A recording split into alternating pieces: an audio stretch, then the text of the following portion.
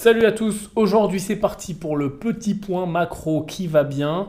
On va parler du narratif actuel, bien sûr, l'inflation, des banques centrales, des relations entre toutes les économies du monde, enfin les plus grandes en tout cas, qui nous intéressent, États-Unis, Chine, zone euro. Et on va parler beaucoup des fixed income aujourd'hui, donc des bonds, donc des obligations, parce qu'on va voir la relation entre les obligations, le marché obligataire et les marchés actions, et pourquoi ça baisse et pourquoi ça a baissé et où est-ce qu'on s'en va à partir de maintenant. C'est tout le point macro du jour et j'ai pas mal de, tu vas voir, de concepts macro et aussi pas mal de choses à vulgariser avec toi pour qu'on comprenne un petit peu mieux où on en est. Et puis comme d'habitude, je te donnerai ma vision actuelle sur où trouver de la perf, quoi faire, où regarder, typiquement voilà, sur les marchés, que ça soit actions, obligations, crypto, bref, on en est où actuellement? Juste avant de commencer, deux choses que je veux préciser de façon importante parce que je le vois tout le temps revenir dans les commentaires. Première chose, Yann, qu'est-ce que tu utilises comme outil magique pour regarder tes graphiques et quel logiciel tu utilises? Alors, c'est un terminal Bloomberg, c'est de l'outillage professionnel qui coûte très cher. Tu n'as absolument pas besoin d'avoir les mêmes graphiques que moi pour faire les mêmes analyses que moi. Toutes les données qui sont là-dessus sont publiques, elles sont trouvables sur Google. On va voir que tout ce qu'on peut taper, tout ce qu'on peut trouver quand on tape, quand on cherche les taux d'intérêt, quand on cherche le pricing d'une action de bonds, quand on cherche une publication d'entreprise, peu importe, tout ça je le trouve exactement de la même façon sur Google. C'est juste bien organisé. De façon professionnelle, de façon plus rapide avec les raccourcis qui vont bien, etc. On peut se faire des dashboards, bref, c'est un outil professionnel. Donc, voilà, c'est ce que j'avais à dire parce que la question revient tout le temps. Est-ce que tu en as besoin? Absolument pas. Est-ce que c'est confortable? Oui, ça l'est, mais ça a un certain prix. C'est la première chose. Et la deuxième, extrêmement importante, c'est les petits malins dans les commentaires, ou pas très malins d'ailleurs parce que ça se voit gros comme une maison. Je voudrais préciser que je ne fais pas de gestion magique avec un trader magique, Jean-Claude Brandon, écrivez-moi sur Telegram. Je n'ai pas de canal Telegram où je vais vous contacter pour vous. J'ai éventuellement un Telegram d'ailleurs, hop là, tous mes réseaux sociaux ils sont là, ils sont également en dessous dans la description, mais jamais je vais vous contacter pour vous proposer des placements magiques, pour vous dire de m'envoyer des bitcoins ou pour ouvrir un compte chez tel ou tel broker. Jamais je vais vous contacter avec une adresse Gmail ou une adresse qui n'est pas d'une de mes entreprises. Jamais je vais vous contacter en direct en message privé pour vous vendre des trucs. Enfin, ça c'est... Je pensais que ça se comprenait très bien, mais apparemment non. Des gens se font avoir par les bots, par les scammers qui écrivent de façon bizarre, mais bon, des gens se font avoir. Donc voilà, soyez un petit peu intelligents dans les commentaires et si possible, on pète la gueule à tout le monde au pouce bleu, etc. Et le petit commentaire de référencement, aujourd'hui, avec le mot robotisé. Voilà, robotisé. Allez, on a plein de choses à voir, c'est parti. Première chose, le narratif actuel aujourd'hui, le premier et le seul, c'est l'inflation.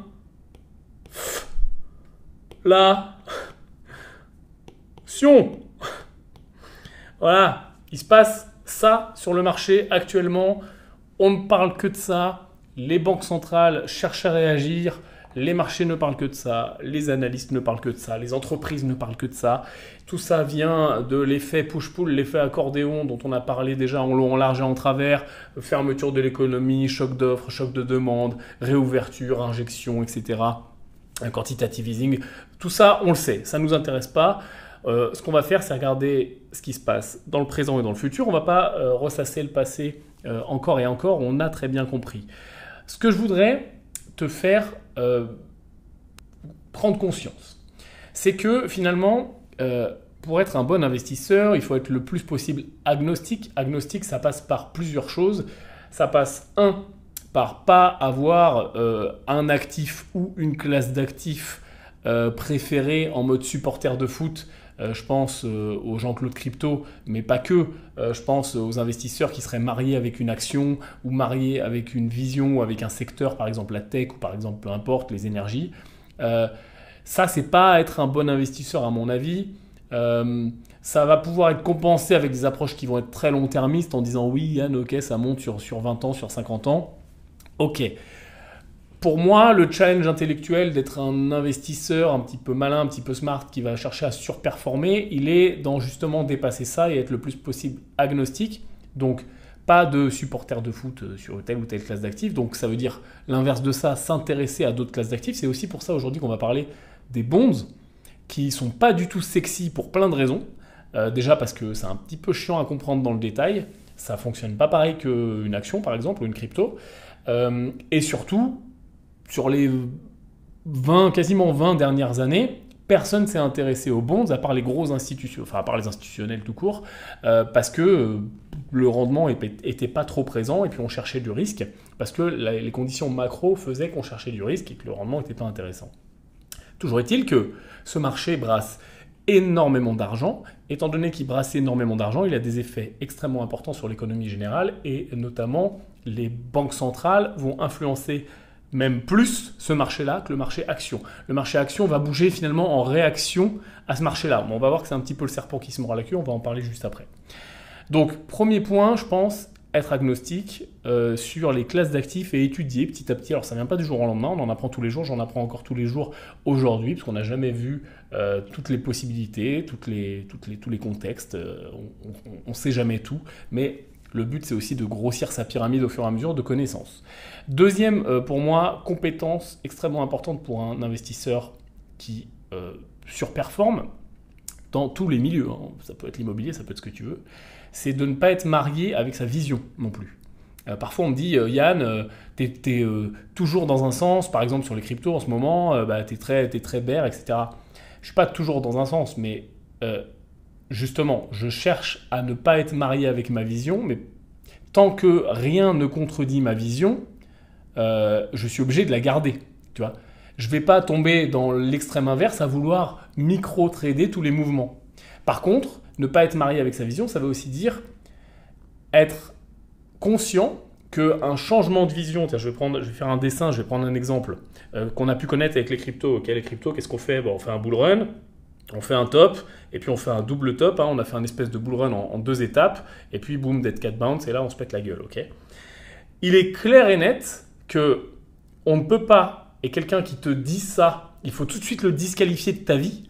On ne pourra jamais rentrer tout en bas d'un cycle et sortir super tout en haut et puis commencer à faire des calculs savants de dire ah bah oui là si j'avais investi 100 euros là j'aurais eu je sais pas moi 150 000 et puis sur le cycle d'après bah boum je serais reparti de 150 000 et puis j'aurais fait 1 million et puis je suis le meilleur investisseur du monde. Regardez vidéo putaclic YouTube, devenez millionnaire en 2 cycles crypto, 3 cycles, je ne sais combien de cycles. Ça c'est complètement bullshit, ça n'arrivera jamais. Et sans même parler de millionnaire, de ce que tu veux, de choper le bas et choper le haut, ça n'arrive jamais, sauf sur un coup de chance. Il faut tout de suite s'enlever ça de la tête. Okay, c'est vraiment pas le but. Ce qu'il faut comprendre, c'est qu'on va chercher à choper, à extraire une partie de la performance. Et déjà, avec ça, on est très content. Et si on multiplie ça sur toute sa vie d'investisseur, normalement, ça se passe bien. Et que ça soit d'ailleurs, cette courbe-là, ça pourrait être n'importe quoi. Ça pourrait être un tableau, ça pourrait être une montre, ça pourrait être une action, ça pourrait être une crypto, ça pourrait être n'importe quoi. Okay. Maintenant, il est évident que quand on arrive sur des situations de retournement, je ne suis pas, et tu n'es pas, et personne n'est, Warren Buffett, personne, Madame Irma, à dire « Ah ouais, ah là c'est sûr, c'est le top, et donc j'étais haussier, et puis là, pile poil, je passe baissier. » Non, il y a un changement de contexte. Il faut le temps que tout le monde s'y adapte, et c'est aussi pour ça que le marché est toujours en train de réengager, de casser par le haut, par le bas, etc., d'hésiter. Il faut que le temps que le narratif change, que la macro change, et que les cycles, tout simplement, s'inscrivent. Les cycles ne sont pas comme ça, pouf, ça monte, pouf, ça descend, youpi. Non, les cycles sont toujours en train d'hésiter. Donc ta vision, et c'est normal en tant qu'investisseur, sur des points d'inflexion, que ce soit en haut ou en bas, il est normal d'être perdu et il est normal d'être perdu, oui, entre guillemets, oui, même d'être complètement perdu parfois, et de faire évoluer sa vision dans le temps. En disant, ah là, ça commence à puer, et puis ah bah là, ça commence à sentir meilleur. Et le but, c'est d'être quelque part plutôt proche du top et quelque part plutôt proche du bottom. Mais finalement, proche, pas proche, loin, pas loin, 10%, 50%, on s'en fout. Ce qui nous intéresse, c'est la performance qu'on va extraire de ce fucking marché. C'est bien joli de dire je fais des dizaines de millions de pourcents en démo ou alors sans prendre mes bénéfices, sans prendre mes profits, sans jamais vendre. Mais c'est pas comme ça qu'on fait de l'argent. Okay, donc, il est normal. Et il faut arriver à mettre le curseur, d'avoir des changements de vision sur le marché qui prennent du temps. Comme on l'a vu sur le top crypto, on a hésité pendant peut-être 3-4 mois à se dire est-ce que c'était le top, pas le top. Finalement, on a un top mou en 2 temps, etc. Est-ce qu'on est dans un dead cat bounce? C'est normal. Et après, plus le cycle avance et plus on est sûr. Et après, on décide, on prend son pari, je sors pas, je laisse, je prends des profits.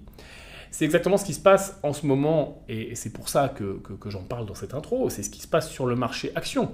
On a vu un top, clair, bien visible, on est redescendu jusqu'au niveau de bear market, donc la définition communément admise, une baisse de 20% par rapport au précédent plus haut.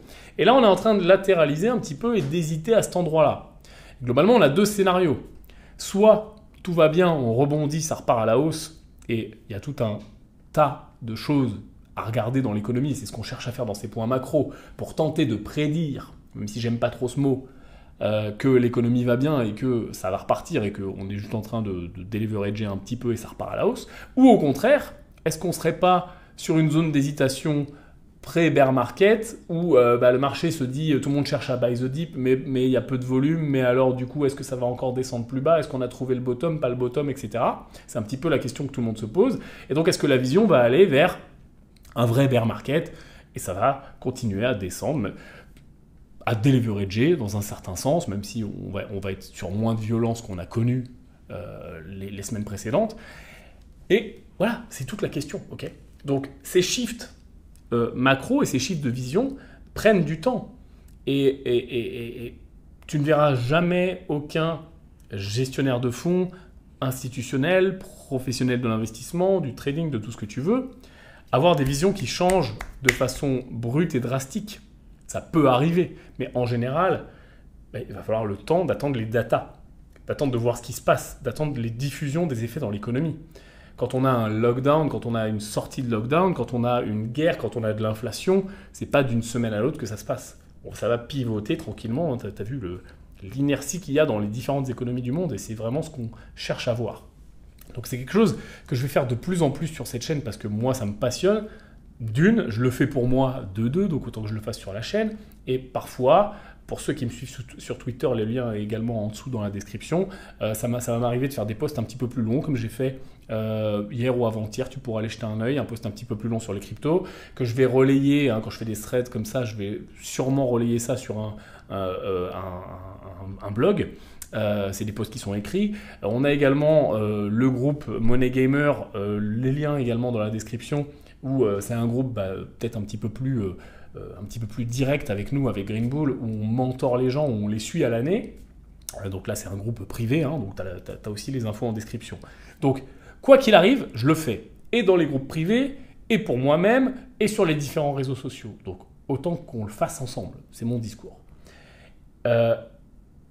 Maintenant qu'on a vu les prérequis de ce que je pense être un bon investisseur, c'est-à-dire une vision qui est capable de changer, de ne pas être marié avec sa vision, mais d'être conscient qu'il faut du temps pour qu'elle change, que ce n'est pas du jour au lendemain à chaque fois que ça change et qu'il ne faut pas non plus chercher à catcher tous les micro-mouvements. Il faut laisser du temps, et notamment en macro, au mouvement de se dérouler. Tu vas voir que sur ce point macro, on va reprendre des choses qu'on a vues précédemment qui sont en train de se dérouler et c'est normal. Et deuxième chose, ne pas être marié avec une classe d'actifs et si possible, petit à petit, ajouter des briques de connaissances pour être capable d'aller plus loin et de devenir meilleur. Et les briques de connaissances aujourd'hui, ça va être beaucoup les obligations, les fameuses bonds. C'est parti. Alors, on va parler beaucoup, et on en a déjà parlé ensemble, de cette courbe. Ok ? On a ici les obligations d'État américaines. Qu'est-ce qu'une obligation d'État ? C'est très simple, tu prêtes de l'argent à l'État. Ok ? Tous les pays font ça, ils émettent des obligations. Ça leur permet de lever de l'argent sur les marchés financiers, ça leur permet de se financer tout simplement et d'acheter des trucs, de faire des politiques fiscales, de partir en guerre, de construire des pays, de faire des dépenses, de payer des fonctionnaires, etc., etc. Bref, le budget classique d'un pays, ok ? Donc ils lèvent de l'argent en partie pour financer tout ça sur les marchés financiers. Donc ils émettent des obligations. Ces obligations ont différentes échéances qu'on voit ici, ok ? Je redéfinis bien cette yield curve, qu'on soit bien tous d'accord.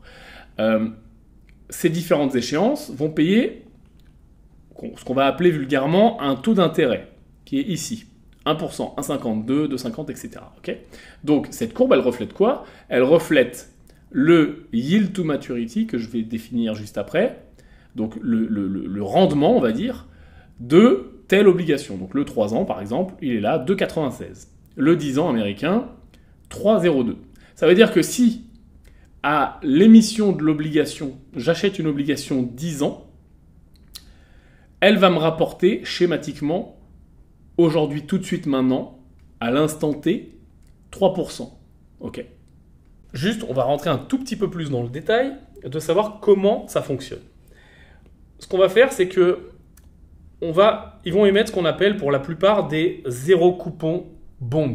Okay, c'est-à-dire qu'il y a deux grandes façons, on va dire, d'émettre des obligations.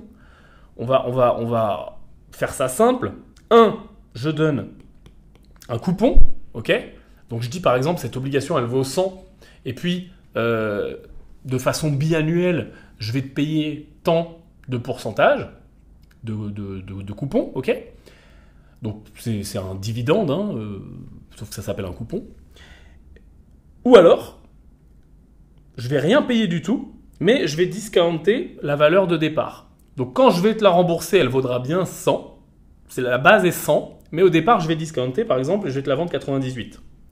Ce qui revient finalement, quand je vais te la rembourser à l'échéance, je te la rembourse 100, tu l'as payé 98, et tu trouves ton taux d'intérêt. Okay, donc, elle ne va pas te donner de coupon de façon annuelle, biannuelle, mais elle va quand même te permettre de toucher de l'argent à maturité. Okay, maintenant, ce qu'il faut comprendre, c'est que quand on investit sur des obligations, on investit et sur ce qu'on appelle du fixed income, c'est-à-dire qu'on sait déjà au moment où on l'achète combien elle va nous rapporter, parce que le coupon, il est déjà écrit noir sur blanc, il est prévu, il est contractuel.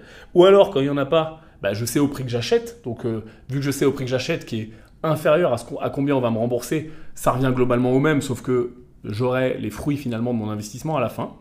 Mais ça, c'est que une partie de l'équation.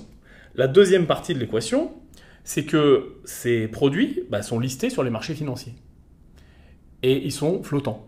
C'est-à-dire que comme n'importe quel produit listé sur les marchés financiers, comme une action Apple, elle fait quoi? Elle monte, elle descend, elle monte, elle descend. Les obligations montent, descendent. Leur prix. Et donc les gens peuvent se les revendre entre eux. C'est-à-dire que si moi, au moment de l'émission d'une obligation d'État américaine, par exemple, je l'achète aux enchères, c'est émis sous forme d'enchères pour trouver un juste prix, un consensus de marché. Bon, alors je ne vais pas pouvoir l'acheter directement, ça va passer par des brokers, par des institutionnels, etc. Mais on simplifie, ok? Admettons que je l'achète directement aux enchères au moment où elle est émise. Qu'est-ce qui m'empêche plus tard de la revendre? 1 an plus tard, 6 mois plus tard, le lendemain, peu importe. Si le prix a bougé, je vais la revendre plus cher ou moins cher que ce que j'ai acheté moi, que ce que j'ai payé moi. Donc ça va m'ajouter ou m'enlever du rendement, puisque je touchais potentiellement mon rendement qui était là, alors partiellement ou pas du tout, suivant l'échéance de l'obligation, ok, restons généralistes, mais théoriquement je touchais déjà un truc, et vu que le prix est flottant, si jamais je fais en plus une plus-value, ça s'ajoute. J'ai mon rendement, on va dire facial, fixe, plus éventuellement ma plus-value à la revente, ou ma moins-value. C'est pour ça qu'on dit que la relation entre le prix et le rendement des obligations est inverse. C'est très simple.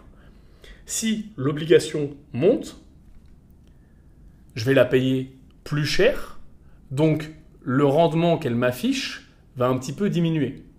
Si le prix de l'obligation descend, c'est l'inverse, je vais la payer moins cher, donc le rendement qu'elle m'affiche va un petit peu augmenter. Okay, donc ça, c'est tout simplement la relation inverse. S'il y a un truc à se rappeler, c'est surtout ça. La relation est inverse entre le prix et le rendement. Okay, donc quand on dit qu'il y a un sell-off des bonds, que les bonds sont vendus, baissent, leur prix baisse, leur rendement augmente. Donc la courbe qu'on a vue juste avant va se décaler vers le haut. Et inversement, quand le prix augmente, okay, leur rendement, ce qu'on appelle le yield to maturity, qu'on voit souvent écrit yield to maturity sur les différents sites, qui calcule finalement la totalité. Ce yield to maturity calcule et combien on va payer et combien ça va rapporter, et hop, on mélange ça dans un shaker avec une formule mathématique intelligente qui nous permet de déterminer combien ça fait en tout. Ok, c'est pas juste l'achat, c'est pas juste le rendement, c'est les deux. Ce yield to maturity, forcément, il bouge. C'est cette courbe-là. Donc, quand les obligations baissent en prix, le yield to maturity augmente. Quand les obligations augmentent, le yield to maturity baisse. Ok. Donc, on a vite fait de se dire, reste avec moi, quand les obligations sont très demandées, ok, tout le monde veut en acheter, qu'est-ce qui se passe? Quand il y a plus d'acheteurs que de vendeurs, théoriquement, le prix augmente, donc le yield diminue. Et au contraire, quand personne en veut, il y a beaucoup plus de vendeurs que d'acheteurs. Donc qu'est-ce qui se passe?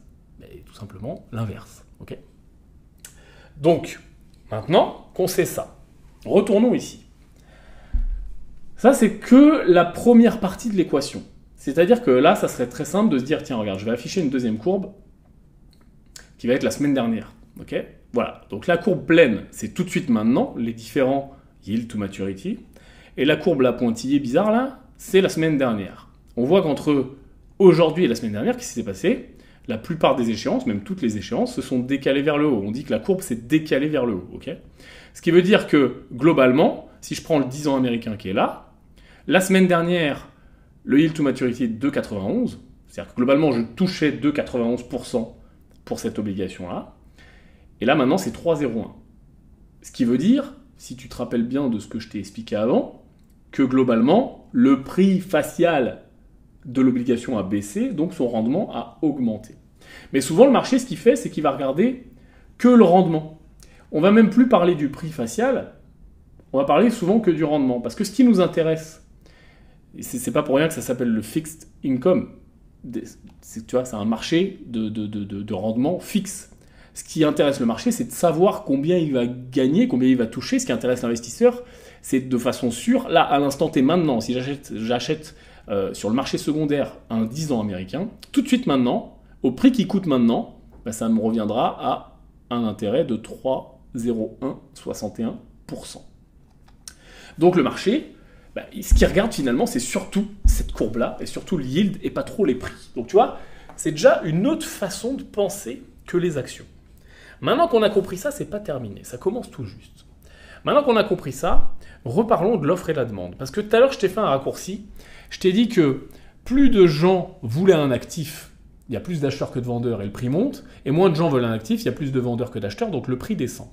Alors c'est vrai dans une très simple vulgarisation, mais c'est pas exactement vrai. Et d'ailleurs, je voudrais que tu réfléchisses à ça avec moi. Prenons un actif, peu importe lequel, on va l'appeler X. Ça pourrait être une action, ça pourrait être une obligation, on s'en fout. Okay, n'importe quel actif qui a un prix. Alors un actif coté sur les marchés financiers, okay, floating. Cet actif-là, il a un prix. Mettons-lui un prix, on s'en fout, pareil, 100. Okay, on a tôt fait de se dire, j'utilise des expressions parfois un petit peu de boomer, on a tôt fait de se dire que s'il y a plus d'acheteurs que de vendeurs, le truc est très demandé, le prix va monter, par exemple à 101. Et s'il y a plus de vendeurs que d'acheteurs, le truc est très peu demandé, et donc le prix va descendre à 99, puisqu'il y aura plus d'acheteurs plus de vendeurs que d'acheteurs. T'as compris l'idée? J'ai peut-être mélangé un mot au milieu, mais t'as compris. Alors c'est vrai, mais pas exactement, et notamment dans le cas des bonds, pas tout le temps. Je te prends un exemple, je continue mon exemple, je creuse mon exemple. Partons du principe, et je vais te faire un exemple qui va te parler tout de suite, d'une vente à découvert, ce qu'on appelle shorter le marché.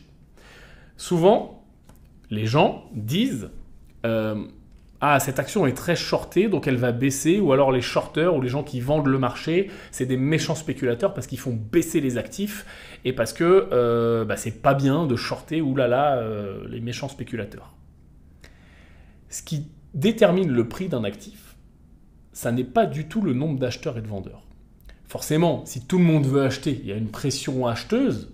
Si tout le monde veut vendre, il y a une pression vendeur. Mais ça ne détermine pas du tout le prix d'un actif. Je vais extrapoler l'exemple, tu vas comprendre. Si jamais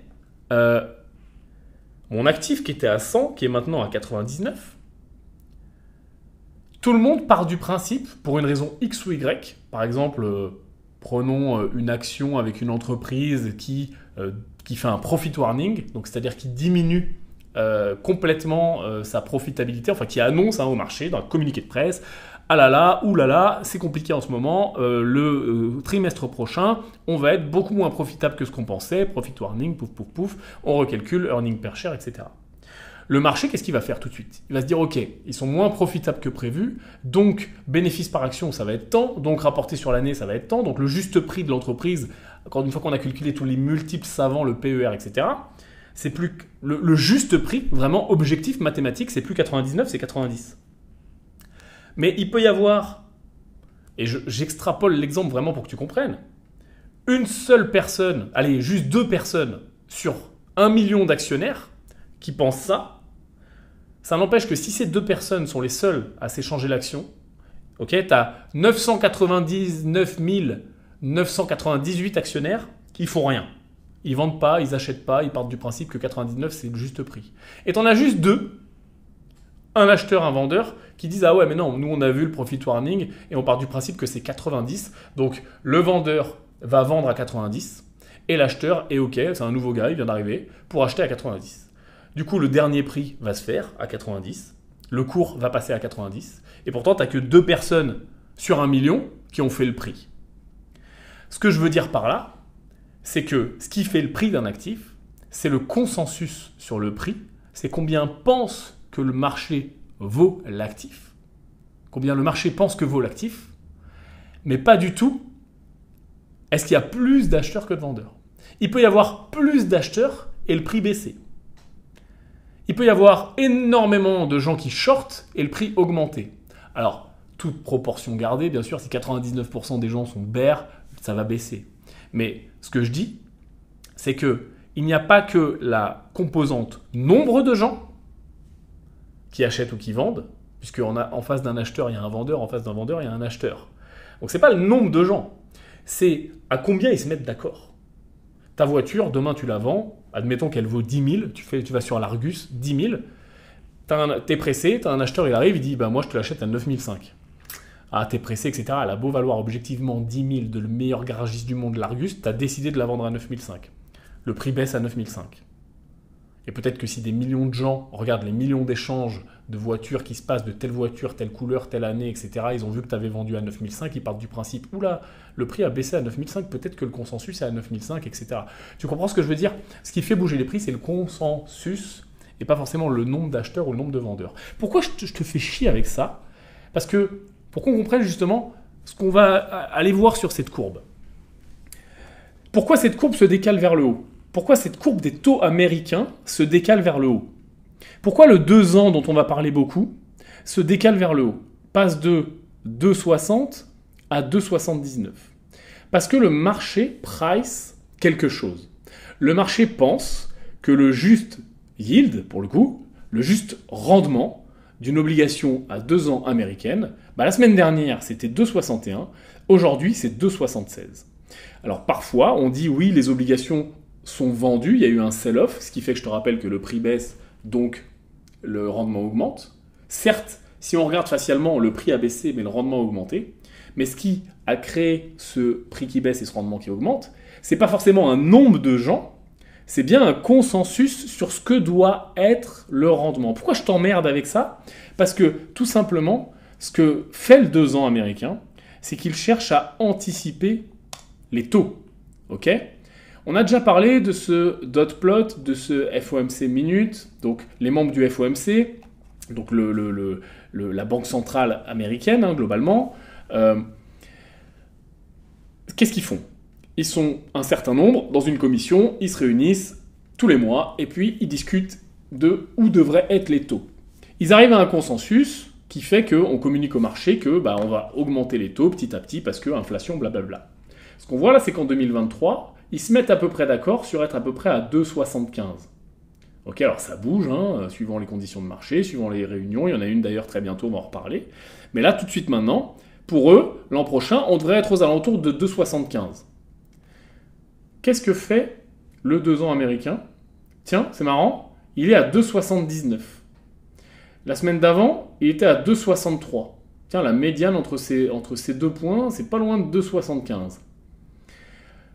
Ce qu'on dit, c'est que le 2 ans américain anticipe les taux d'intérêt de la Banque centrale, de la Fed, tout simplement. Le 2 ans américain est le reflet de ce que le marché anticipe. Et c'est pour ça que je t'ai fait chier avec cette notion de pricing versus nombre d'acheteurs et nombre de vendeurs. Il peut y avoir le nombre d'acheteurs que tu veux, le nombre de vendeurs que tu veux. Ce que font les gens, les opérateurs de marché là sur le 2 ans américain, c'est pas on veut acheter, on veut vendre, on est bullish, on est bear, peu importe. C'est quel doit être le juste taux du 2 ans américain. Le 2 ans américain, historiquement, son juste taux et le consensus et les dynamiques de marché et la liquidité, etc., fait que on doit chercher à viser, à anticiper quel va être le taux moyen de la Fed. Et si le taux moyen de la Fed l'an prochain, qu'on a grâce au dot plot, qui est un truc officiel que nous fournit la Fed, que ne fait pas la BCE, on va parler un petit peu après de la BCE, si on est aux alentours de 2,73, on est aux alentours de 2,73.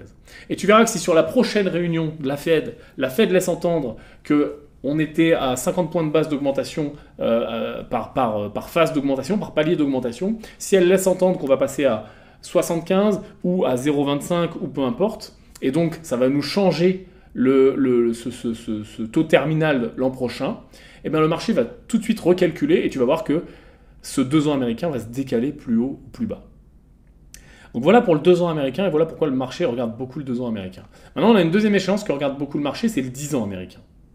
Pourquoi ? Parce que le 10 ans américain, c'est le taux sans risque, le risk-free rate, le RFR. Pourquoi on regarde le 10 ans américain ?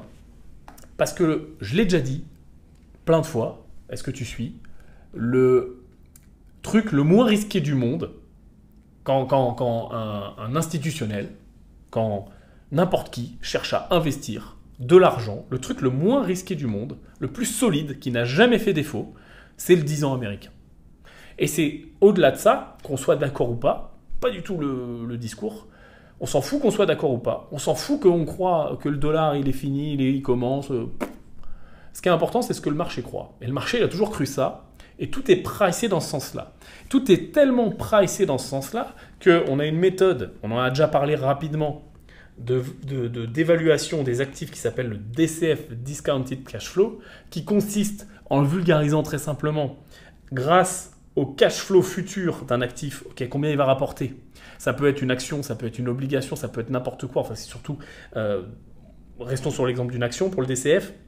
Par exemple, on prend une action, on dit voilà, elle va donner tant de dividendes, là, tous les quarters, dividendes.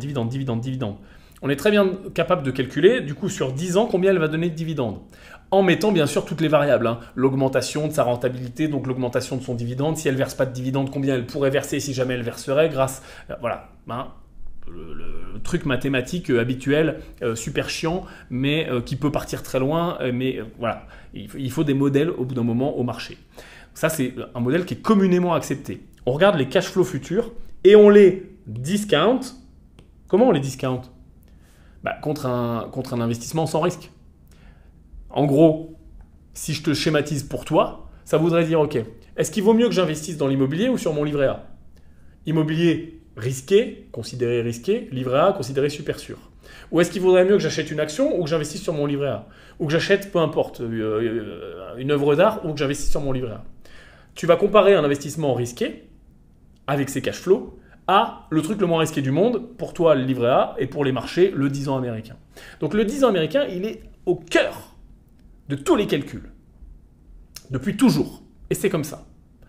Donc si le 10 ans américain, son taux, il est très bas, comme on l'a connu depuis 10 ans pour le coup, que les obligues, elles nous rapportent que dalle. Ok ? Elles nous rapportent 1% par exemple. Forcément, il est assez simple de battre ce taux de discount avec un rendement faible. Je te le fais schématique. Si ici on a 2%, on a battu le 1% de 1%. Donc je te le fais encore schématique. L'investissement risqué est 1% plus intéressant qu'un investissement sans risque. Donc après, est-ce que j'investis ou pas ? Quel est mon risque premium ? Okay ? Mais c'est ça que calcule le marché. Alors il le calcule un petit peu plus en détail, parce qu'il va mettre l'inflation quand même dans la bataille, parce que si le 10 ans américain, le taux sans risque, rapporte 1%, mais qu'on a 4% d'inflation, en vrai, il rapporte moins 3%. Voilà, ça c'est ce qu'on appelle le real yield, taux réel. Et d'ailleurs, on va en reparler, parce qu'il est toujours négatif aujourd'hui. Mais peut-être qu'il va être positif demain. Ce qui va changer énormément de choses pour le marché. Ce qui provoque des mouvements. Ouais, c'est un bordel, hein. Bah oui. Donc, reste avec moi. Je prends le taux sans risque, auquel, suivant mon modèle, je décide de rajouter l'inflation ou pas. Je prends les cash flows, et pareil, si je rajoute l'inflation d'un côté, je rajoute de l'autre. Donc si mon cash flow c'est 2%, mais il y a la même 4% d'inflation, bah là je suis à moins 2. Donc en gros, j'ai un investissement qui me rapporte théoriquement moins 2 versus un investissement qui me rapporte théoriquement moins 3 ou moins 4, je ne sais plus combien c'était mon exemple, mais tu as compris. C'est ça que fait le marché. Okay, c'est pour ça que le 10 ans américain est si important. Donc le 2 ans est très important parce qu'il cherche à anticiper les taux futurs de la Banque centrale. On dit que c'est le point d'ancrage globalement de cette courbe, ce qui avant... c'est peu utilisé, assez peu volumineux, pas très prégnant et beaucoup trop court terme. Donc le 2 ans, il est là, il est ancré, il reflète les taux. Le 10 ans, c'est le taux sans risque et il va refléter, c'est la fin de cette courbe, la force de l'économie, en gros. Okay, et on va dire que plus la courbe est pentue, on en a déjà parlé, et plus l'économie est censée se porter bien. Alors cette courbe, elle n'est pas du tout pentue actuellement, elle est extrêmement plate. On va aller voir cette courbe-là, qui est la courbe de la zone euro, qui est plus pentue déjà. Donc quand on regarde juste les courbes ici, la zone euro est censée se porter mieux que l'économie américaine. Ce qui n'est pas forcément vrai. On ne va pas rentrer dans le débat là, des indicateurs économiques des deux zones, mais c'est ce que le marché price. Pas forcément ce qu'il pense, mais en tout cas ce qu'il price. Puisque je te rappelle qu'on ne peut pas pricer au hasard. C'est-à-dire que je ne peux pas, si le 2 ans qui reflète, revenons sur les États-Unis, qui reflète ce qu'on pense que va faire la Banque centrale, je ne peux pas le pricer à 10%, tu vois. C'est pas possible. Puisque il y aura toujours quelqu'un pour l'acheter plus bas, etc. Parce que c'est un consensus qui se crée. Donc ce n'est pas un nombre d'acheteurs ou de vendeurs, c'est un consensus autour du prix et donc du rendement. Ce 10 ans, il nous intéresse. Ok, donc maintenant qu'on a compris le 2 ans, le 10 ans, finalement ce qu'il y a entre les deux, ça va être à chaque fois un incrément dans un sens ou dans l'autre de ces deux choses-là. Ce qui va être beaucoup plus loin sur la courbe, ça va être une vision vraiment très long-termiste. Ce qu'on est censé voir, encore une fois, c'est une courbe qui, plus je prête sur longtemps et plus je touche un rendement important. C'est ça qui nous intéresse. C'est-à-dire que le principe quand même du game, c'est de plus je prête, si je prête mon argent sur 30 ans, heureusement que je suis payé plus que si je le prête sur 1 an. Donc une courbe normale, elle est comme ça, elle est même un petit peu plus pentue que ça normalement. Maintenant qu'on a compris la courbe, comment elle marche, comment elle se décale, pourquoi les opérateurs de marché la regardent ? Tout simplement à cause de ce qu'on a dit avant. Si, sans risque, je peux gagner plus qu'en prenant du risque. Si sans prendre aucun risque avec mon livret A, je peux gagner plus qu'en prenant du risque avec mes actions ou mon immobilier. Pourquoi je prends du risque ? Ça sert à rien. Débile. En ce moment, étant donné que les courbes sont en train de se décaler vers le haut, puisque le marché anticipe les hausses de taux de la Fed, du coup, bottom line, les taux sans risque augmentent, donc l'aversion au risque du marché change. Puisque sans rien faire, sans risque, je peux gagner plus. Donc par contraste, et par toutes les méthodes d'évaluation, et notamment le DCF qu'on a vu avant, ce qui était plus risqué devient moins intéressant. C'est pour ça que la tech a eu si mal en ce moment. Parce que la tech, bien souvent, c'est risqué. C'est des boîtes qui sont pas rentables, ou alors pas encore, ou très peu, à part les méga géants. C'est des boîtes qui sont souvent très endettées, parce qu'elles font beaucoup de recherche et développement, elles font beaucoup appel au marché pour lever de l'argent. C'est des boîtes qui ne versent pas de dividendes en plus. Donc, dans nos modèles de DCF, il va falloir mettre un dividende peut-être futur, etc. Donc, encore plus dur à combattre finalement, ces taux fixes-là.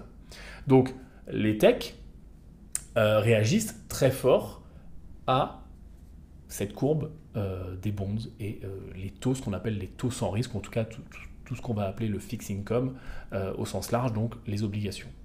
Alors pendant 10 ans, le marché, ou en tout cas la plus grande partie du marché, ne s'y est pas intéressé plus que ça, parce que les taux étaient très bas, parce que pas d'inflation, donc pas besoin que les banques centrales augmentent les taux pour lutter contre l'inflation. Mais maintenant, on est dans une période d'inflation, donc les banques centrales ont besoin d'augmenter les taux, donc si elles ont besoin d'augmenter les taux, le marché le sait. Si le marché le sait, il price déjà parce qu'il anticipe ses futurs taux, et donc par effet boomerang, le reste devient moins intéressant. C'est pas noir, blanc, c'est un effet de compensation qui se passe. C'est pour ça que les multiples ont baissé sur les marchés financiers, notamment les multiples de valuation d'absolument tout. Quand on regarde le S&P 500, le Nasdaq, etc., il y a des choses qui ont eu plus mal que d'autres, forcément. Maintenant, intéressons-nous un petit peu plus en détail à ce qui se passe. Ok, donc, cette courbe américaine se décale vers le haut. Si je mets il y a un mois, hop là. Donc la courbe là pointillée, c'est il y a un mois. Là, c'est une semaine, et là, et la courbe pleine, c'est tout de suite maintenant. Donc, on voit qu'il y a des phénomènes qui se passent. Il y a des parties de la courbe qui augmentent plus vite que d'autres, ou qui ont plus augmenté dernièrement et d'autres plus il y a quelques temps, parce que le marché est en train aussi de se faire à l'idée des hausses de taux, etc.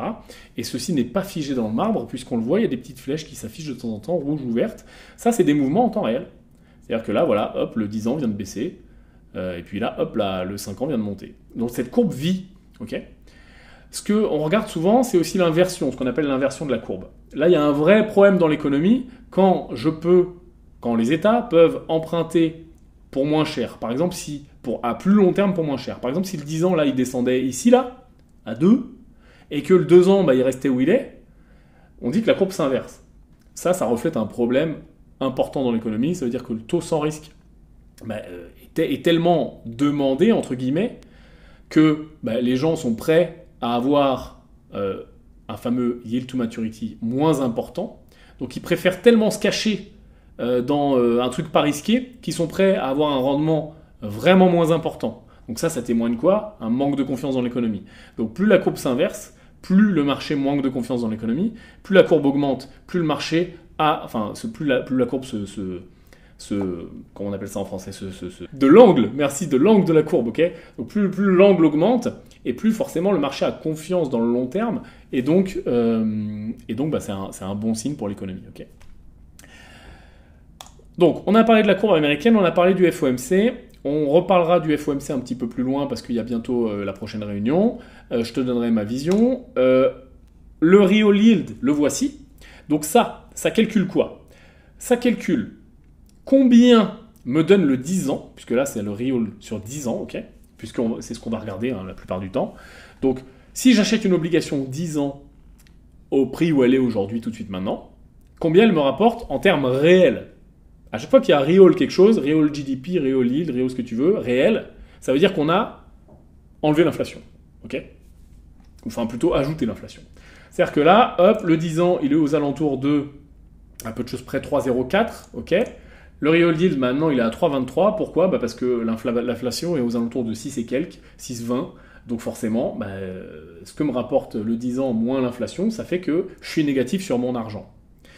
Mais ça n'empêche pas, malgré ça, une grosse partie du marché de se réfugier dans les bonds, parce que de toute façon, finalement, il vaut mieux un moins 3 de façon sûre, et même pas sûr, puisqu'il y a aussi une notion de spéculer sur ce que va être l'inflation demain, parce que c'est un moins 3 à l'instant T, mais peut-être que demain, la courbe est dynamique. Tu vois que en février, c'était un moins 4, et puis il y a un an et quelques, c'était un moins 2, et puis si on remonte beaucoup plus loin, dans un temps lointain, on a eu du positif. Là, on avait par exemple 1% en 2018. Okay. Ah tiens, fin 2018, qu'est-ce qui s'est passé? Je te laisserai jeter un œil du côté des taux là pour le coup américain, et tu verras ce qui s'est passé en 2018. Donc, le marché regarde ça, beaucoup.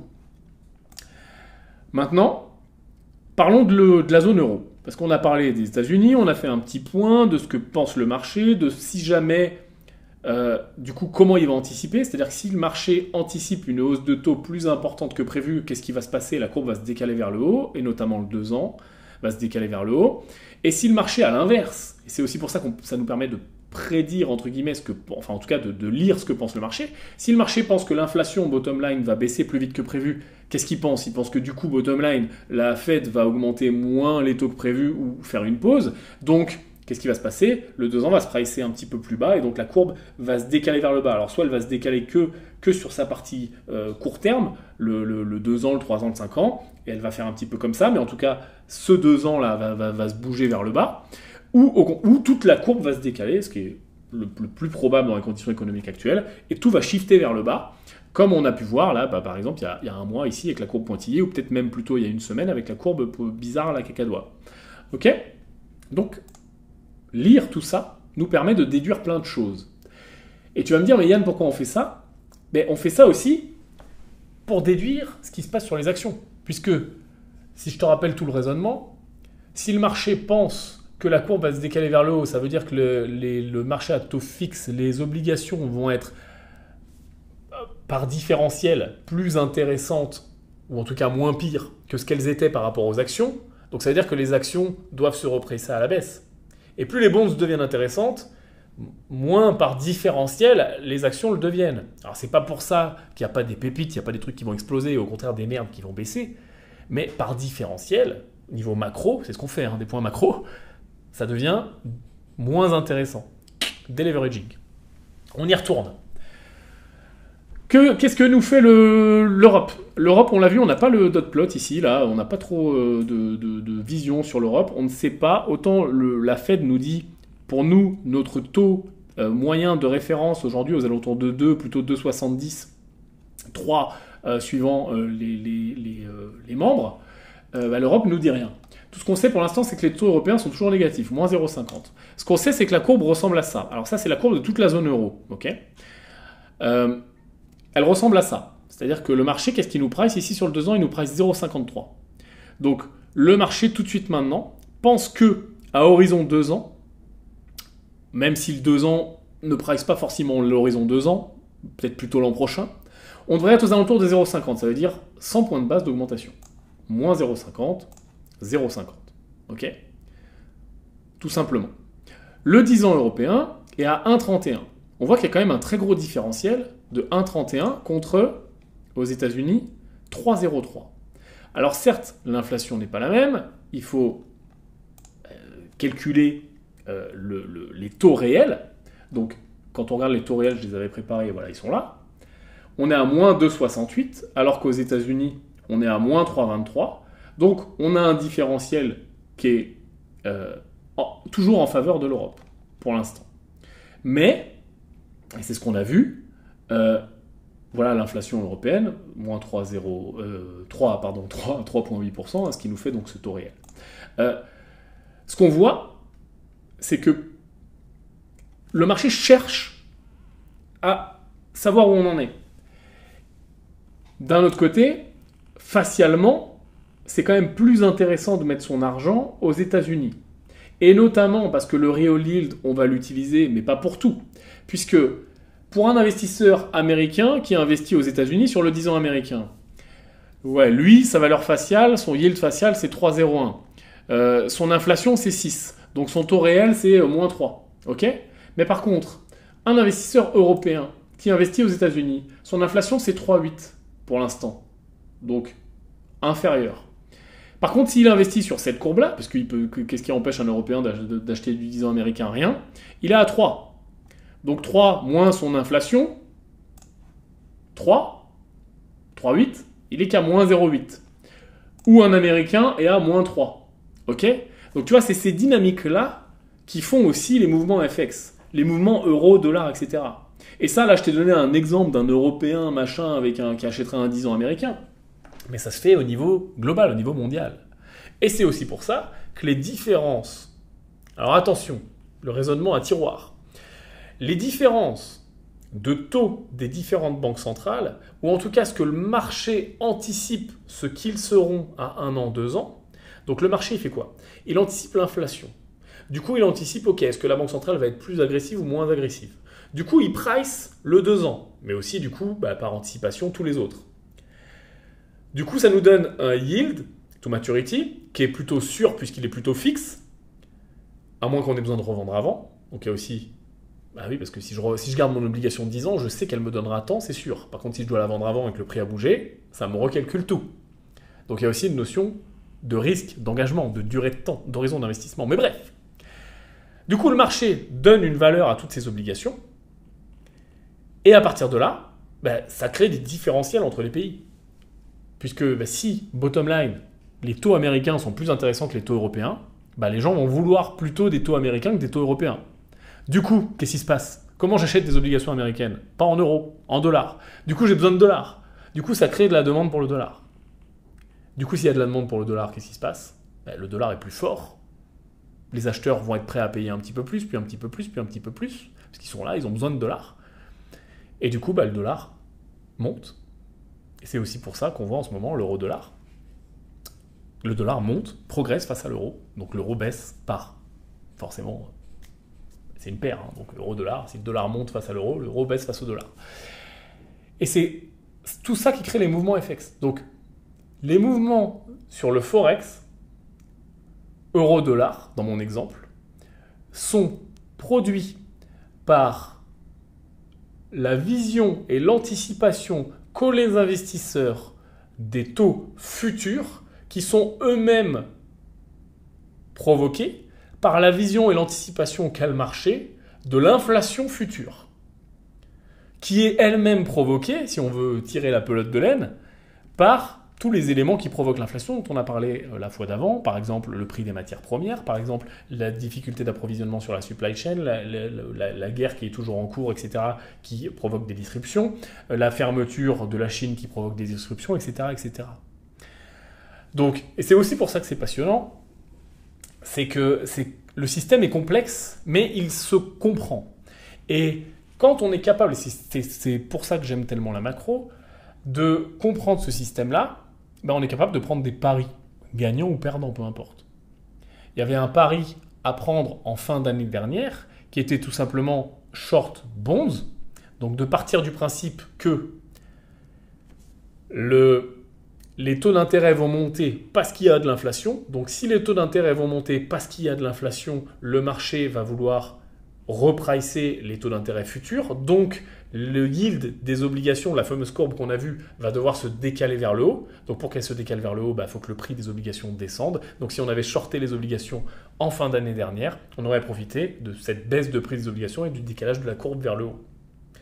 Et inversement, là, la courbe va se décaler, suivant ce qu'anticipe le marché et de l'inflation et des réactions des banques centrales.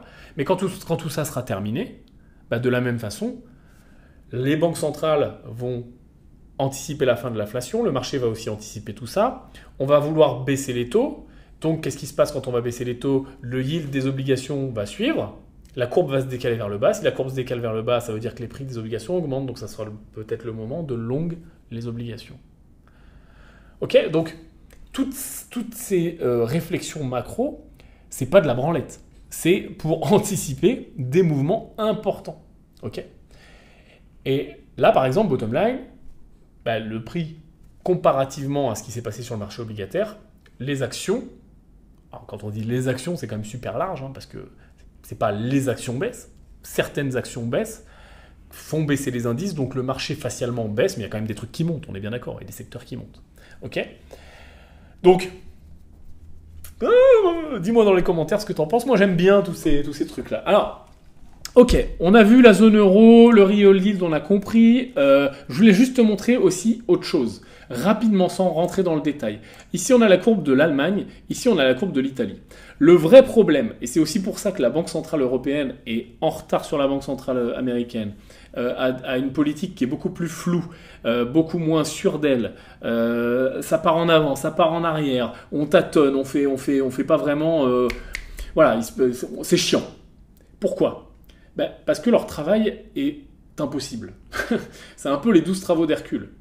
Prenons une économie comme l'Allemagne ici, et la courbe de l'Allemagne, qui se porte très bien, ou en tout cas pas forcément très bien dans l'absolu, mais en tout cas beaucoup mieux que la plupart des pays européens, parce que l'Allemagne c'est l'Allemagne, et voilà, ça tire. Et prenons l'Italie, qui en ce moment c'est un petit peu plus compliqué. Qu'est-ce qui se passe? Là on a les obligations des pays cette fois-ci. Donc l'Allemagne, le 2 ans allemand, 0,66, le 10 ans, 1,33.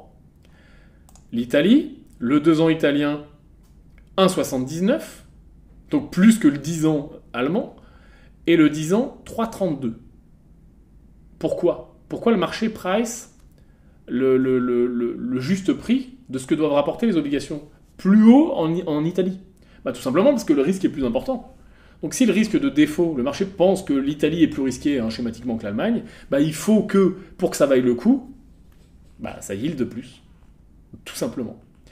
Donc là, je t'ai pris que 2 pays, mais la zone euro est beaucoup plus vaste que ça. Et on a des pays, et notamment les pays du Nord-Est, qui vont être plus en retard ou des plus petites économies, qui n'ont pas du tout les mêmes problématiques que l'Allemagne, la France, en tête de gondole.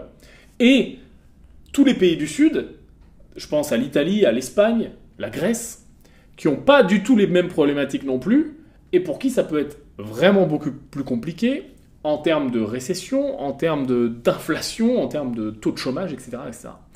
Et la Banque centrale, la Banque centrale européenne, prendre une seule décision pour des économies qui n'ont rien à voir entre elles. Et c'est ça tout le problème de l'euro, qui apporte des bonnes choses, mais aussi son lot de problèmes, c'est de dire, je dois prendre une décision de taux pour tous les pays, qui n'ont rien à voir entre eux. Donc il y a des pays que ça va beaucoup aider, et des pays à qui ça va faire encore plus mal. La même décision au même moment. Et c'est le problème. Et c'est aussi tous les débats qu'il y a sur la zone euro, et c'est forcément les pays les plus puissants qui vont avoir plus d'impact, notamment l'Allemagne, notamment la France, dans les décisions. Et donc, c'est toujours favoriser les plus forts, etc. Donc c'est tout le discours après de dire « Ah mais non, mais ça on l'a fait plutôt pour les pays qui sont les moins forts, etc. » Bref, branlette maximale. Bref, il ne se passe rien. C'est aussi pour ça que l'économie américaine est souvent plus efficace, en tout cas plus en avant, leading sur l'économie et sur la zone euro. Qu'est-ce que j'avais d'autre à te montrer? Bon, le taux, euro-USD, qu'est-ce qui se passe? Depuis que le marché anticipe, alors il n'y a pas les taux FX, attention, c'est pas aussi simple que des différentiels de taux de banque centrale, mais disons que ça en fait quand même une bonne grosse partie des mouvements, et notamment les mouvements qu'on voit depuis toute cette début d'année, avec le ralentissement de l'économie et avec l'inflation qui arrive de plus en plus. Donc si l'inflation arrive, on sait que la Fed va réagir plus vite que la zone euro. Pourquoi? Parce que historiquement c'est toujours ce qui se passe, et pour tout ce que j'ai expliqué avant. Donc du coup, le dollar prend le pas, et c'est vraiment les mouvements qu'on a vus dernièrement. Et on voit que le dollar a touché un bottom et l'euro a repris un petit peu le pas, à partir du moment où il y a eu des rumeurs, alors fondées ou pas, on va en parler après, de Fed qui dit on va peut-être faire une pause dans la hausse des taux, ça va peut-être un petit peu trop vite. Et dans le même temps, on a la Banque centrale européenne, et notamment un des membres, qui a dit « Ah oui, mais nous, par contre, là, on va accélérer, on va peut-être même augmenter de 50 points de base parce qu'on est vraiment trop en retard. » Donc forcément, pouf, effet accordéon. Alors est-ce que ça va tenir ou pas? On va le voir. Si on va faire le tour un petit peu, juste je voulais avoir une réflexion avec toi, parce que là, tu vas me dire « Ok Yann, c'est bien, on comprend les mouvements, ce qui se passe, mais qu'est-ce qui va se passer demain ?» Alors, pour moi, on a deux principales choses à regarder, et tu l'as compris, c'est pas pour rien que je t'ai fait chier pendant, ça fait peut-être 30 minutes qu'on parle d'inflation et de taux. Oui, l'inflation et les taux. Si on est capable de voir où va l'inflation, on va être capable de voir où vont les taux et où vont les banques centrales, et donc on va être capable à peu près de jauger grande ligne ce qui va se passer sur le marché obligataire et donc sur le marché action, différentiellement au marché obligataire. Maintenant, juste, je voudrais qu'on ait une réflexion sur le marché action, et notamment, là, on a l'Eurostoxx 600, donc les 600 plus grosses capitalisations européennes. Donc, globalement, on est en train de regarder l'Europe. Actuellement, on est là. On est dans un trend baissier, très clair, avec des rebonds, très clairs. Quand on voit ça, les chartistes, ils en tireront les conditions qu'ils en tirent. Toujours est-il que c'est pas très bien orienté. Les volumes sont en contraction. C'est pas très joli. Maintenant, moi, ce qui m'intéresse, c'est de regarder par rapport à 2019. Pourquoi? Parce que globalement, la dernière économie normale qu'on a connue, pré-Covid, pré-inflation, c'est 2019. Alors oui, après 10 ans d'injection monétaire, de taux bas, de pas d'inflation, mais c'est quand même la dernière économie normale qu'on a connue, elle est là. On est en train de revenir sur ces niveaux-là, au niveau de la plupart des actions européennes, ce qui pour moi est la définition d'une normalisation. Okay, on parle beaucoup de normalisation en ce moment. Pour moi, la normalisation, elle n'est pas là, elle n'est pas Covid, elle n'est pas 2018 quand il y a eu justement des mouvements de taux, quand il y a eu justement des peurs sur les marchés financiers avec des mouvements de taux et des banques centrales. Elle est quand même pas mal ici sur 2019. On est en train de retrouver les niveaux fin 2019, Est-ce qu'on va pas aller retrouver les niveaux mi-2019, et notamment ces niveaux-là? C'est toute la question. Donc l'Europe, toujours un petit peu en retard ou toujours un petit peu en avance, hein, suivant la façon de le voir, sur sa croissance. Enfin, ou en tout cas sur la contraction de sa croissance. Par contre, quand on regarde le S&P, les niveaux 2019, ils sont là. Et on en est loin. On en est bien, bien loin. On a la même formation ici baissière, clairement. On a les volumes. On sent très bien que le marché ne sait pas trop quoi faire, que tout le monde y va à tâtons. On a beaucoup moins de retail qui buy the dip dans tous les sens, puisqu'en plus, on a la concentration des cryptos et ce qui se passe sur les cryptos en ce moment qui fait peur à tout le monde. Donc le marché a globalement peur. On a le narratif actuel sur les marchés, blablabla. Par contre, la normalisation, là, si on regarde en termes de prix, là, on n'est pas en termes de multiples, là, on est en termes de prix, tout simplement, elle est quand même loin, pour le coup. Là, il y a vraiment beaucoup de place pour la baisse. Par contre, moi, ce qui m'intéresse, c'est aussi de regarder les multiples. Je t'ai préparé ce graphe-là, où ce que je t'ai mis, c'est en blanc les multiples actuels, ok? Donc le PE, hein, Price Earning Ratio, ok? Donc c'est vraiment ce qui nous intéresse pour le coup, de savoir globalement combien de fois on paye les bénéfices d'une boîte, ok? Donc en blanc, c'est tout de suite maintenant. La montagne là, bleue, c'est ce qu'on appelle le forward PE, donc c'est globalement les estimations des analystes. Donc là, c'est un truc propriétaire à Bloomberg, mais tous les sites le font avec des sources différentes, hein, puisque chacun a sa source d'infos avec ses analystes, etc. Peu importe, globalement, c'est toujours relativement proche. Donc on voit que sur l'an prochain, on price plutôt des multiples autour de 18. Aujourd'hui, on est plutôt autour de 20 sur le S&P 500. Donc on paye encore 20 fois les bénéfices sur le S&P 500. En rouge, c'est les récessions. Donc les périodes de récession. La dernière qu'on a connue, c'est le Covid. Celle d'avant, c'est la crise des subprimes. Celle d'avant, c'est la bulle Internet. Et ok, on en est là. Alors là, ça ressemble déjà à quelque chose de plus normalisé, puisque ce que je t'ai mis aussi, c'est les standards déviation ici, là, donc les écarts types. Donc là, sur la période on est sur 25 ans, là, ouais, 25 ans. Sur 25 ans, quand on prend les écarts à la moyenne, donc cet écart type de 25 ans, on arrive pile dans la moyenne. On a une standard déviation, deux standards déviation en positif, une en négatif, deux en négatif. Donc on était quand même à deux écarts types, à plus de deux écarts types, ce qui est quand même massif sur une unité de temps aussi longue, hein, puisque la dernière fois où on l'a connu, c'était post-bulle Internet, on sait ce qui s'est passé après. Donc clairement, le deleveraging, on comprend très bien qu'il arrive, on comprend très bien que l'inflation soit aussi forte, avec autant de richesses créées et autant d'argent dans l'économie, sans même parler des injections monétaires, sans même parler des QE, sans même parler de l'effet push-pull accordéon qu'on a connu avec le Covid, et on comprend qu'il faut que ça deleverage. Maintenant, est-ce que le discours, c'est de se dire, on a retrouvé la moyenne, youpi, on a trouvé le bottom, ou on est sur un marché baissier dans une économie qui se contracte avec des peurs de récession. Donc, ce qui ferait du sens, c'est qu'on aille chercher plus bas. Il n'y a rien qui dit qu'on doit aller retrouver la moyenne. C'est comme quand on dit que le Bitcoin a jamais baissé sous les plus hauts de son précédent cycle. Oui, c'est un fait historique, mais c'est pas parce que c'est un fait qu'il ne peut pas le faire. Il peut le faire. C'est tout l'objet du dernier thread sur Twitter que je te laisserai aller lire. Donc, quand on regarde les multiples, attention de ne pas tomber dans le piège de dire « Ah on a retrouvé la moyenne ». Ouais, ok. On a retrouvé la moyenne, on n'a pas encore retrouvé les plus bas de 2019, qui est pourtant la zone de normalisation qu'on pourrait trouver quand on regarde les prix uniquement.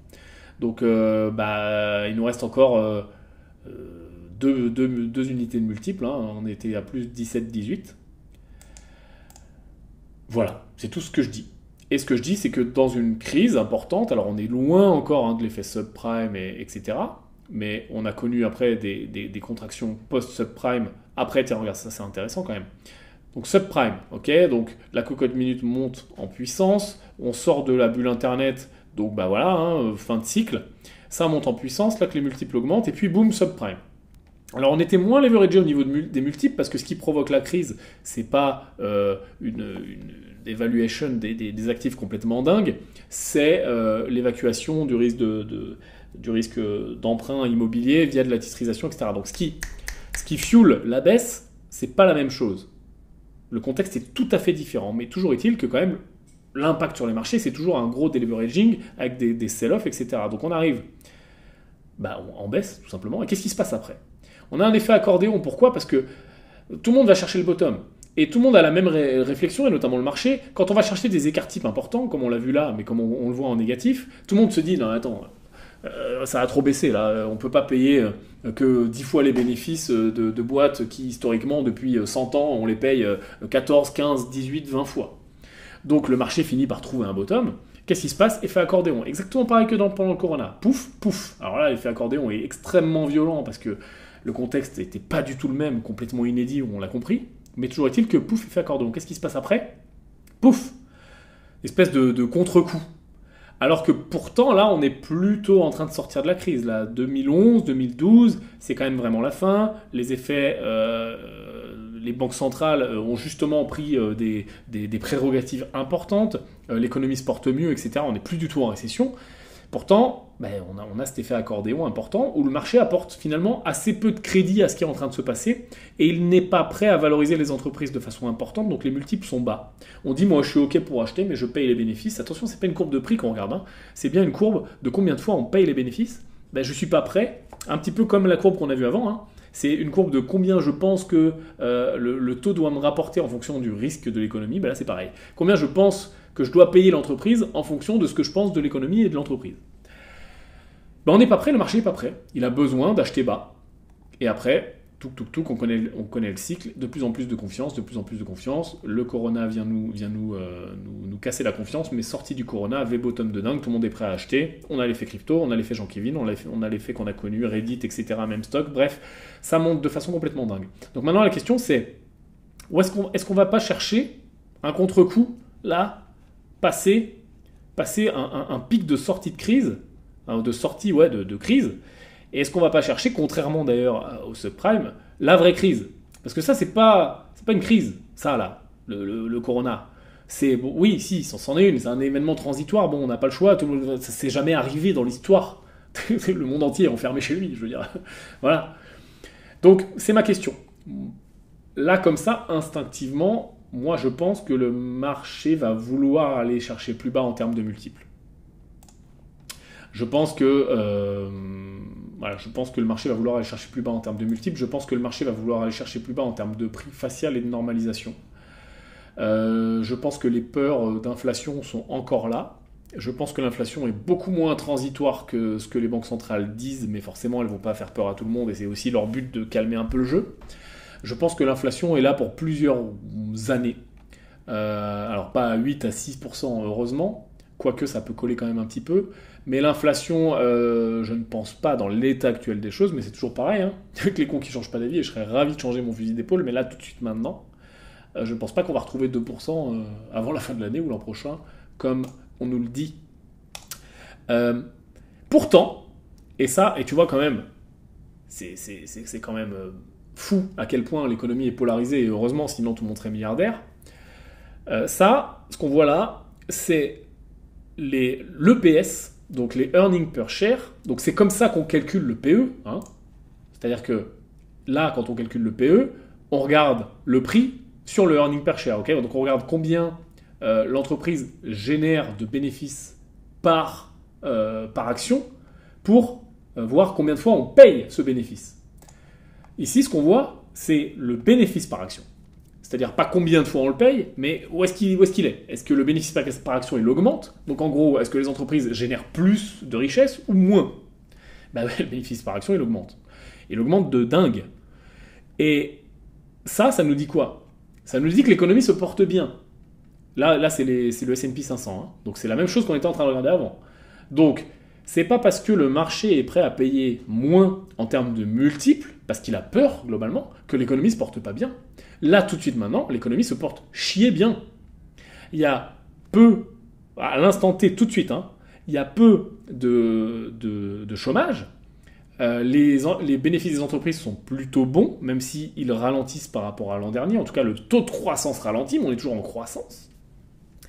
Et surtout, la ligne verte, c'est aujourd'hui. Après, c'est l'expected. Même dans le futur, 2023, 2024, 2025, pour l'instant, les analystes, le consensus est toujours à la hausse. Donc on n'est pas en train de dire que tout va collapser, au secours, mon Dieu, tout va s'effondrer. On est en train de dire que le marché se dérisque, tout simplement. C'est ça qui se passe. Je suis prêt à payer moins, donc je veux baisser mon risque. Le marché se dérisque ici aussi. Je veux plus de rendement pour le même risque. Donc je me dérisque, tout simplement. Tiens, c'est marrant, tu vois, on a le 10 ans qui est en train de baisser là, le taux du 10 ans qui est en train de baisser depuis qu'on parle. Oui, ça bouge en temps réel.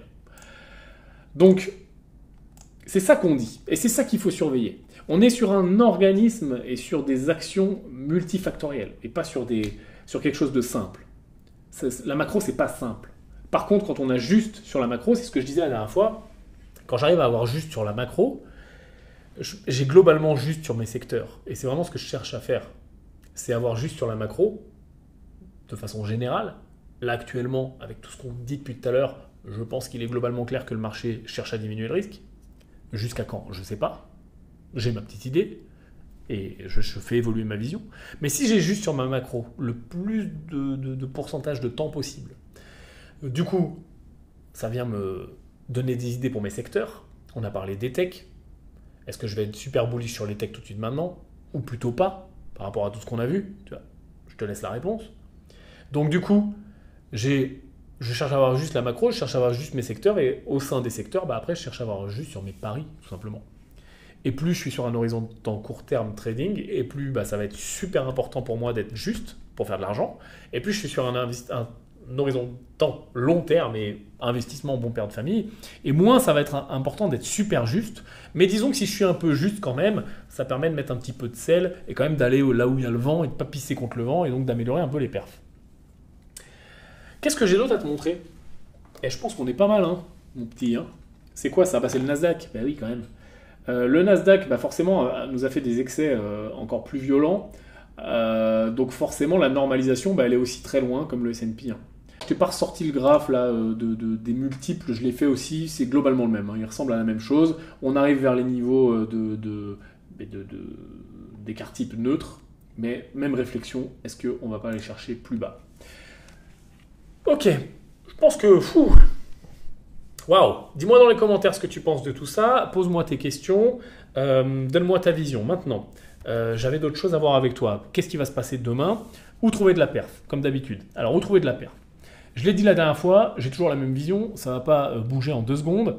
Les mal aimés, c'est toujours les boîtes qui ont beaucoup de dettes, c'est toujours les boîtes qui ont des faibles marges ou qui ont des marges qui potentiellement peuvent être impactées par ce qui se passe en ce moment, à savoir tous les problèmes géopolitiques et les problèmes d'approvisionnement Russie-Ukraine et la Chine qui nous a fait une sortie de lockdown, ça y est, mais qui... c'est pas marrant sinon. J'ai vu une news ce matin, je te l'ai mis de côté, elle est où? Elle est là. Elle est là. Hop, Shanghai est en train de nous remettre un district entier en quarantaine. Ouais, en test, quoi. Voilà. Donc, ils sont en train de fermer. Alors, eux, quand ils mettent un district, c'est tout de suite 2 millions de personnes, sinon c'est pas marrant, pour faire un test, pour tester tout le monde, quoi, globalement. Donc, ils ont des cas qui commencent à remonter, alors que dalle, pas beaucoup de cas, 5-10 cas, mais tu les connais. Ils sont très stricts là-dessus. Et donc, ils n'hésiteront pas, à mon avis, ils sont bien enfermés dans leur raisonnement, ils n'hésiteront pas à refermer la ville ou d'autres villes ou des provinces ou peu importe. Donc, forcément, les boîtes, le marché anticipe comme d'hab, donc les boîtes qui sont exposées à la Chine, le marché fait très attention. Donc, mal aimé, dette, faible marge, exposition aux problèmes géopolitiques et Covid, donc Chine principalement, Russie-Ukraine, et les stocks. Stock trop haut, besoin de déstocker, on en a parlé la dernière fois. Donc toutes les boîtes qui ont des stocks, mais une cyclicalité dans leur stock, je pense aux retailers, je pense aux vendeurs de fringues, de chaussures, de trucs comme ça. S'il va falloir déstocker parce que j'ai trop de stock, parce que je passe à la collection suivante, ça ne le fait pas. Ou je pense aussi aux tous les produits périssables. Donc le marché fait attention à ça. Le marché aime toujours le dividend yield important et pas de dette, peu de dette et les entreprises rentables. Par contre, j'avais parlé que depuis un certain temps, j'étais plutôt short tech et long sur tout ce qui était énergie et utility, donc pétrole, gaz, transport de tout ça, et tout ce qui est utility, donc électricité, livraison d'eau, etc., etc. et short tech globalement. Et notamment les techs dont on parlait avant, donc qui ne sont pas rentables, etc. Je commence à voir, et les bonds, on en a parlé, mais restons simples. Je commence à voir là sur ces trades un côté un petit peu trop convenu, un petit peu trop tout le monde le fait. C'est-à-dire quand je commence à voir justement certains analystes sur CNN, etc., qui disent buy the dip sur le pétrole, allez-y, le seul truc à acheter en ce moment c'est le pétrole, etc., ça commence à puer la fin de trade. Ce qu'on cherche à faire, et notamment là je parle vraiment aux gens court terme, c'est d'anticiper les mouvements quand la foule arrive, de profiter de la liquidité pour sortir et pas d'arriver avec la foule. Donc je vois un petit peu trop en ce moment de gens qui parlent de shorter la tech, de gens qui parlent de long les énergies, de shorter les bonds. Donc forcément, c'est là que je m'en vais. Donc je diminue mon exposition sur ces trades-là et je cherche de l'attraction ailleurs. Donc voilà, je suis plutôt en train de regarder en ce moment du côté des biens de consommation, que ce soit donc les staples dont on a parlé, donc les biens de première nécessité, voire même les discretionary, donc les biens un petit peu plus de grande consommation, voire même certaines boîtes tech très solides, notamment dans la cybersécurité, etc. Voilà, mais disons que je ne suis pas en train de switcher complètement. Il y a des trades en cours sur le lithium, etc., dont on avait parlé. Je ne suis pas en train de sortir en panique des énergies, etc. Je suis juste en train de me dire, le consensus arrive. Dès qu'un investissement ou un trade est très consensuel, comme avec le Bitcoin, hein, c'est l'effet Bitcoin quand ton coiffeur te dit d'acheter du Bitcoin. Enfin, moi, je n'ai pas de coiffeur, mais voilà. Ça commence à sentir la fin. C'est un petit peu la même idée. Tu vois, je commence à me dire... va chercher du vent, de l'attraction ailleurs. Donc je te tiendrai au courant sur les secteurs, etc. et un petit peu où je vais. Et je tiendrai beaucoup plus au courant, notamment avec les noms des différentes entreprises, les Money Gamers. Je te rappelle que le lien est en dessous. Maintenant, trois choses encore à dire. Les cryptos, pour moi, c'est toujours pareil. J'oublie complètement. Short. Neutre ou short, mais surtout pas longue. Je joue pas du tout le rebond. Oui, ça peut rebondir. Oui, le Bitcoin peut nous faire des trucs complètement dingues. Oui, des spéculateurs peuvent justement essayer de choper le bas, etc. Oui, on peut avoir des short squeeze. Oui, il est tout à fait possible de faire 20 ou 30% si ça se trouve. Mais la question n'est pas de choper les mouvements pour choper les mouvements. J'en ai rien à taper de rater 20 ou 30% sur le Bitcoin. Je sais que je cherche à investir des probabilités et je ne pense pas que les probabilités soient dans ce sens-là, tout simplement. Et à partir du moment où tu t'enlèves d'ailleurs, et ça m'a beaucoup aidé, ça m'aide encore beaucoup aujourd'hui, tu t'enlèves la volonté et l'envie, et tu sais, une fois que ça t'arrive pas, que tu rates le mouvement, la déception de vouloir tous les mouvements, de vouloir avoir raison sur tout, mais que tu trades uniquement ou que tu investis uniquement les probabilités, c'est-à-dire est-ce que maintenant, pour moi, en termes de pourcentage, il est plus probable que le Bitcoin augmente de 10 ou 20% ou plus, ou continue à baisser, ou fasse que dalle, je ne sais pas quelle est ma probabilité. Si je devais mettre un chiffre, c'est peut-être 90% qui baisse ou qui fasse que dalle. Donc pourquoi j'irais m'exposer à un potentiel? Ça sert à rien. C'est juste augmenter mon risque. Et en plus, me faire prendre une mauvaise décision. Alors si j'ai juste, je suis content, génial. Par contre, si j'ai faux, si je me trompe, ça va impacter mon risque, mon portefeuille, mon argent, mes décisions futures, et puis je vais être là à essayer de me dépatouiller, de sortir d'un truc qui ne va pas dans le bon sens. Donc ça ne le fait pas du tout. Donc cherche à toujours investir les probabilités, et notamment cet investisseur court terme, cet investisseur long terme, les probabilités ne sont pas du tout les mêmes. C'est-à-dire que je parlais d'inflation, etc., où je pense qu'elle va coller un petit peu plus que ce que pensent les banques centrales tout de suite maintenant, ou en tout cas peut-être pas ce qu'elles pensent, mais ce qu'elles disent publiquement. Mais c'est pas pour ça, tu vois, ça c'est une vision court terme, mais c'est pas pour ça qu'à long terme, je vais pas être par exemple bullish sur la tech. À long terme, je suis très bull sur la tech. Et d'ailleurs, ça ne m'empêche pas d'avoir pas les mêmes actions sur mes portefeuilles court terme où j'ai pu shorter des techs que sur mes portefeuilles long terme où j'ai pas du tout shorté. Je me suis mis beaucoup plus cash pour justement aller pêcher en bas et pour aller faire du DCA. Donc tu vois, même investisseur, deux horizons de temps différents, donc deux actions différentes, c'est tout à fait normal. Donc pose-toi les bonnes questions juste à chaque fois sur ton horizon d'investissement. Première chose. Deuxième chose, donc les cryptos, on a dit. Deuxième chose, un bear market ne dure pas à vie. Quand bien même tu dis ok, moi je pense que bear market, ça continue à descendre, oui j'ai compris l'histoire des multiples, l'économie va bien mais elle est en train de ralentir, donc ce que regarde le marché c'est pas forcément l'état de l'économie maintenant, c'est l'état de l'économie de demain, de l'inflation, de tout ce qu'on a vu. Et bottom line, ta conclusion, c'est qu'on est en bear market et que ça va continuer un petit peu. Jusqu'à on ne sait pas quand. C'est pas grave. Enfin, moi, tu vois, c'est plutôt ma conclusion maintenant. Je suis plutôt bear. J'ai un vrai biais bear tout de suite.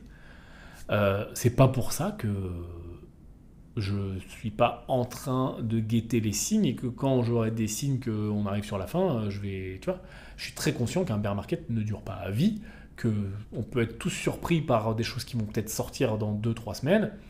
Après, je suis très conscient qu'on arrive sur l'été, que l'été il se passe pas grand-chose en termes de volume déjà habituellement, historiquement, qu'en ce moment en plus les gens ont peur, que les volumes sont beaucoup plus bas que prévu et que habituellement avant l'été, qu'on a tout le contexte, etc. Que je pense pas qu'il va, tu vois. Donc tout simplement, j'ai un scénario et puis on verra s'il évolue ou pas. Et je t'en ferai part avec le temps, bien sûr. Mais quoi qu'il arrive, un bear market ne dure pas à vie. Donc les investisseurs court terme, on s'en fout, c'est bien, il y a de la volatilité, et puis bon, de toute façon, ça monte, ça baisse, si on sait se positionner dans le bon sens, ça va bien se passer. Et pour les investisseurs long terme, c'est bien. Ça permet de faire le point, de se calmer, de peut-être pouvoir acheter. C'est quand même une vraie chance. C'est-à-dire que moi, là, il y a des boîtes que je veux acheter, que je n'achète pas parce je les trouve surévaluées en termes de multiples par rapport au marché général et par rapport à ce que pense le marché. Mais par contre, il y a des boîtes que j'ai vraiment très envie d'acheter. Il y a des boîtes dont je parlerai notamment au Money Gamer. Si demain, il y a un crash et le truc fait moins 50%, je vais aller très fort dessus. Parce qu'il y a de très bonnes boîtes. C'est pas parce que le marché a une vision pessimiste à l'instant T et donc qui diminue les multiples que tout va s'arrêter et tout va brûler. Pas du tout. Donc, c'est aussi bien d'aller pêcher plus bas. Et dernière chose, what's next? On a la BCE aujourd'hui qui va parler. Donc, que va nous dire l'amie Christine? Est-ce qu'on augmente plus vite que prévu les taux? Est-ce qu'on va vers un quantitative tightening? Parce qu'on est encore en quantitative easing en Europe. Est-ce qu'on se réveille un peu le fion? Ou est-ce qu'on est toujours un petit peu mou?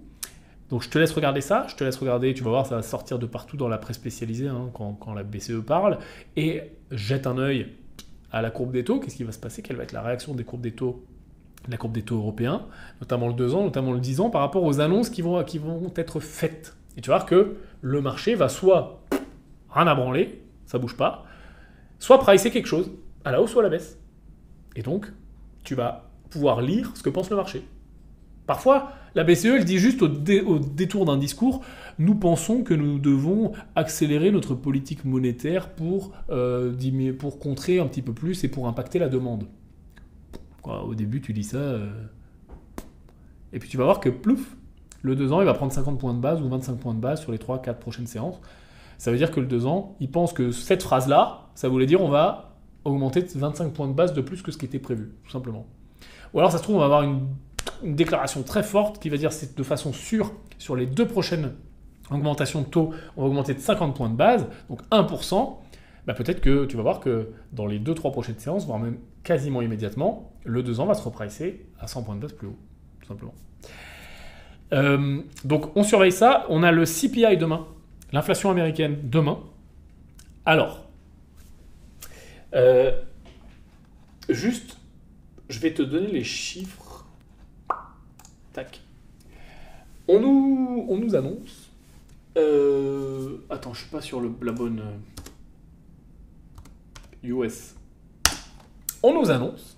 Excuse-moi, on nous annonce une inflation donc annualisée year on year, donc année glissante, à 8,2%. Et on vient de 8,3 le mois dernier.